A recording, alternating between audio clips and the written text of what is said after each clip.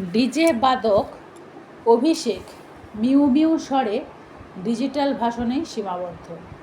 জেলা নেতৃত্ব উধাও। নিয়মিত নিজের অফিসে বসে মিডিয়াকে বাইট দেওয়া নেতাও এখন মিউ মিউ স্বরে কথা বলছেন। নির্বাচন পরবর্তী হামলা সন্ত্রাস এখন সম্পূর্ণ অন্য চেহারায়।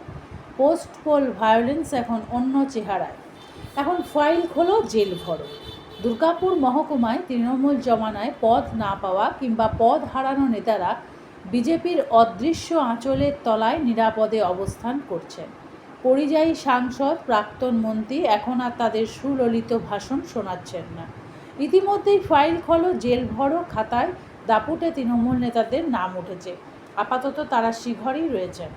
কাঁকসা ব্লক অন্তঃসার শূন্য তৃণমূল। আগাছা নেতারাই ছিলেন দাপুটে নেতা।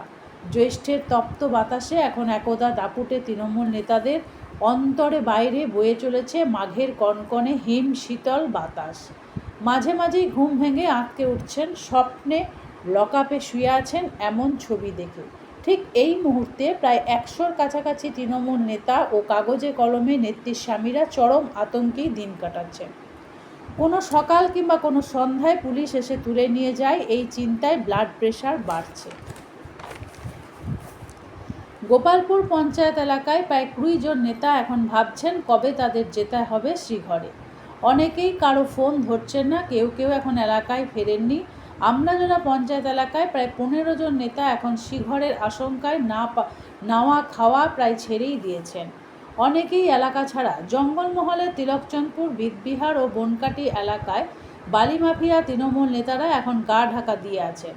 অনেকেই আশঙ্কায় রয়েছেন লম্বা সময়ের জন্য শ্রীঘরে যেতে হবে বলে। প্রায় 4 বছর নিষ্ক্রিয় থাকা তৃণমূল নেতা আক্ষেপের সাথে বলেন, চাটুকারিতায় মুগ্ধ জেলা নেতাদের দয়ায় দলটা উঠে গিয়েছিল 24-এ লোকসভা ভোটের পরেই। তৃণমূলের একদল সব কিছুই পেল, আর না পাওয়া দলের নেতারা বিজেপির হয়ে চুপচাপ পদ্মে ভোট পাইয়ে দিল। দলনেত্রীর ভুল ছিল অনেক। সবচেয়ে বড় ভুল অভিষেককে আর আইপ্যাককে মাথায় তুলে রাখা। আরেক নেতার আক্ষেপ, 29-এর ভোট লড়ার জন্য দলটা আর থাকবে না বলেই মনে হয়। ফাইল খোলো, জেল ভরো ব্রহ্মাস্ত্রে আপাতত তৃণমূল ছন্ন ছাড়া।